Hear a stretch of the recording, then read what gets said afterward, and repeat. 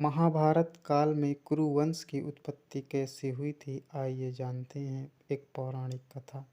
कुरु वंश की शुरुआत राजा कुरु से हुई थी। वे इस वंश के प्रथम पुरुष थे। राजा कुरु बड़े ही प्रतापी, शूरवीर और तेजस्वी थे। उन्हीं के नाम पर कुरु वंश की शाखाएं निकली और विकसित हुईं। एक से एक प्रतापी और तेजस्वी वीर कुरु वंश में पैदा हुए थे। महाभारत के प्रसिद्ध पांडवों और कौरवों ने भी कुरुवंश में ही जन्म धारण किया था। महाभारत का युद्ध भी कुरुवंशियों के मध्य हुआ था, जो पूरे 18 दिनों तक चला था। अनुमान किया जाता है कि महाभारत में वर्णित कुरुवंश 1200 से 800 ईसा पूर्व के दौरान शक्ति में रहा होगा।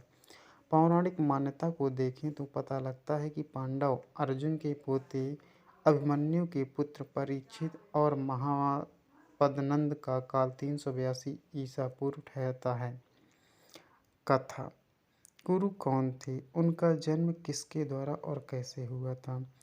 इन प्रश्नों पर वेद व्यास ने महाभारत में प्रकाश डाला है। कुरुवंश की कथा बड़ी ही रोचक और प्रेरणा देने वाली है, जो इस प्रकार है। राजा संवरण से इसकी शुरुआत होती है। अति प्राचीन काल में हस्तिनापुर में एक प्रतापी राजा राज्य करते थे, जिनका नाम संवरण था। राजा संवरण सूर्य के समान तेजवान थे और अपनी प्रजा का बड़ा ही ध्यान रखने वाले थे। वे स्वयं कष्ट उठाकर भी अपनी प्रजा के कष्टों को दूर करने का पूरा प्रयत्न करते थे।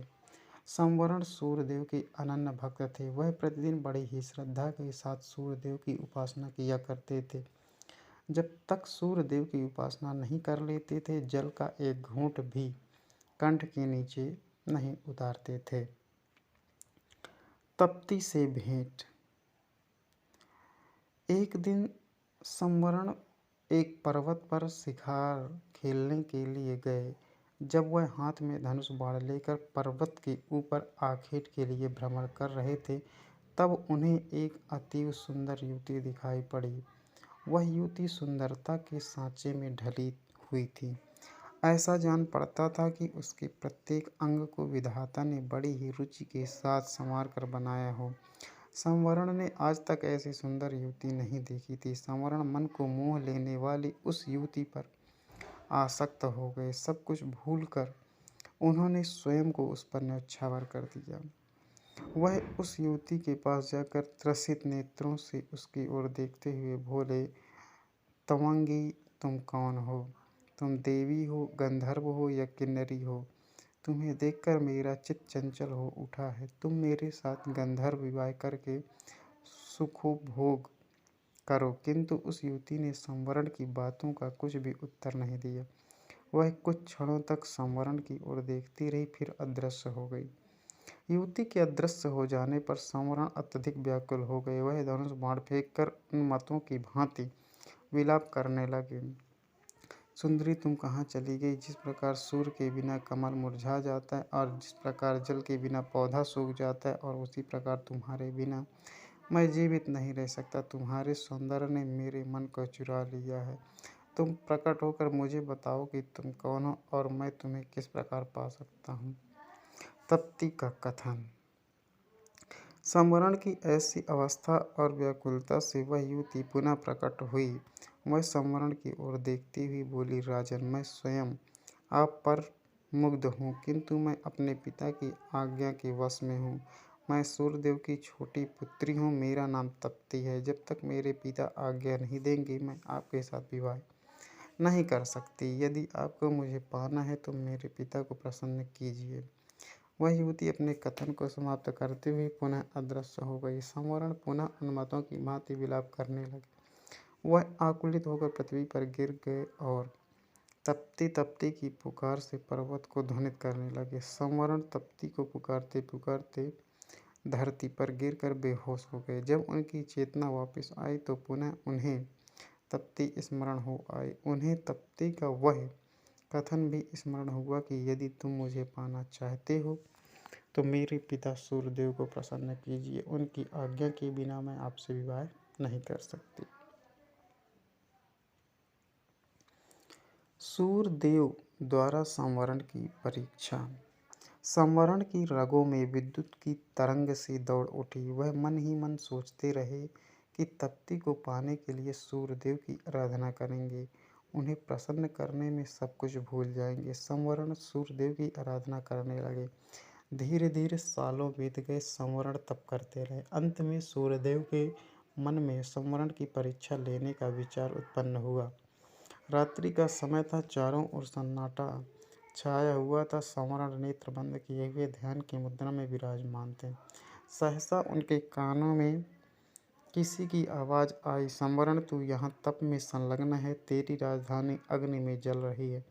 ये कथन सुनने पर भी संवरण चुपचाप अपनी जगह पर बैठे रहे। उनके मन में रंच मात्र भी दुख पैदा नहीं हुआ। उनके कानों में पुनः दूसरी आवाज़ सुनाई दी, संवरण तेरे कुटुंब के सभी लोग अग्नि में जलकर मर गए, किंतु फिर भी राजा संवरण हिमालय के समान दृढ़ होकर अपने स्थान पर ही जमे रहे। उनके कानों में पुनः तीसरी बार कंठ स्वर सुनाई पड़ा, संवरण तेरी प्रजा अकाल की अग्नि में जलकर भस्म हो रही है। तेरे नाम को सुनकर लोग थू थू कर रहे हैं।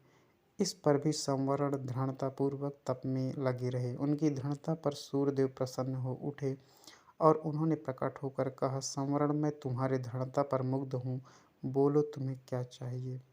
तप्ती से विवाह।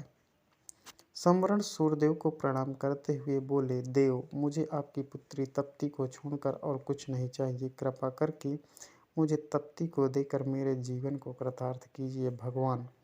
सूर्यदेव ने प्रसन्नता की मुद्रता में उत्तर दिया, संवरण मैं सब कुछ जानता हूँ, तप्ती भी तुमसे प्रेम करती है। आज से तप्ती तुम्हारी है। सूर्यदेव ने अपनी पुत्री तप्ती का संवरण के साथ विधिवत विवाह कर दिया। संवरण तप्ती को लेकर उसी पर्वत पर रहने लगे और पत्नी को प्राप्त करने के बाद राग रंग में अपनी प्रजा को भी भूल गए। राज्य में अकाल। विवाह के बाद संवरण भोग विलास में डूब गए और दूसरी ओर उनके राज्य में भीषण अकाल पैदा हुआ।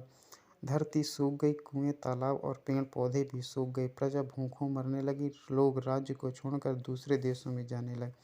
किसी देश का राजा जब राग रंग में डूब जाता है तो उसकी प्रजा का यही हाल होता है। राजा संवरण का मंत्री बड़ा बुद्धिमान और उदार हृदय का था। वह संवरण का पता लगाने के लिए निकल पड़ा। वह घूमता घामता उसी पर्वत पर आ पहुंचा जिस पर संवरण तप्ती के साथ निवास करता था। संवरण के साथ तप्ती को देखकर बुद्धिमान मंत्री समझ गया कि उसका राजा स्त्री के सौंदर्य जाल में फंसा हुआ। मंत्री ने बड़ी ही बुद्धिमानी के साथ काम। उसने संवरण को वासना के जाल छुड़ाने के लिए अकाल की अग्नि में जलते हुए मनुष्यों के चित्र बनवाए। वह उन चित्रों को लेकर संवरण के सामने उपस्थित हुआ। उसने संवरण से कहा, महाराज मैं आपको चित्रों की एक पुस्तक भेंट करना चाहता हूँ। संवरण के मंत्री ने चित्रों की वह पुस्तक संवरण की ओर बढ़ा दी। संवरण पुस्तक के पृष्ठों को उलट पलट कर देखने लगे। किसी पृष्ठ में मनुष्य पेड़ों की पत्तियां खा रहे थे, किसी में माताएं अपने बच्चों को कुएं में फेंक रही थी, किसी पृष्ठ में भूखे मनुष्य जानवरों को कच्चा मांस खा रहे थे और किसी पृष्ठ में प्यासे मनुष्य हाथों में कीचड़ लेकर चाट रहे थे। संवरण चित्रों को देखकर गंभीरता के साथ, यह किस राजा के राज्य की प्रजा का दर? मंत्री बहुत ही धीमे और प्रभावपूर्वक स्वर में उत्तर दिया, उस राजा का नाम संवरण है। यह सुनकर संवरण चकित हो उठा। वह विस्मय भरी दृष्टि से मंत्री की ओर देखने लगा। मंत्री पुनः अपने ढंग से बोला, मैं सच कह रहा हूँ महाराज, यह आपकी ही प्रजा का दृश्य है। प्रजा भूखों मर रही है। चारों ओर हाहाकार मचा है। राज्य में ना अन्न है ना जल है। धरती की छाती फट गई है। महाराज वृक्ष भी आपको पुकारते पुकारते सूख गए हैं। कुरु का जन्म। मंत्री के मुख से अपने राज्य और प्रजा का यह हाल सुनकर संवरण का हृदय कांप उठा। वह उठकर खड़ा हो गया और बोला, मेरी प्रजा का यह हाल है और मैं यहाँ मद में पड़ा हुआ, मुझे धिक्कार है। मंत्री जी मैं आपका कृतज्ञ हूँ, आपने मुझे जगाकर बहुत अच्छा किया। संवरण तप्ती के साथ अपनी राजधानी पहुँचा। उसके राजधानी में पहुँचते ही जोरों की वर्षा प्रारंभ हो गई। सूखी हुई पृथ्वी हरियाली से ढक गई। अकाल दूर हो गया। प्रजा सुख और शांति के साथ जीवन व्यतीत करने लगी। वह संवरण को परमात्मा और तप्ती को देवी मानकर दोनों की पूजा करने लगी। कुछ समय पश्चात संवरण और तप्ती से एक पुत्र का जन्म हुआ जिसका नाम कुरु रखा गया। कुरु भी अपने माता पिता के समान ही प्रतापी और पुण्यात्मा थे। आगे चलकर उनके नाम से कुरु वंश प्रारंभ हुआ।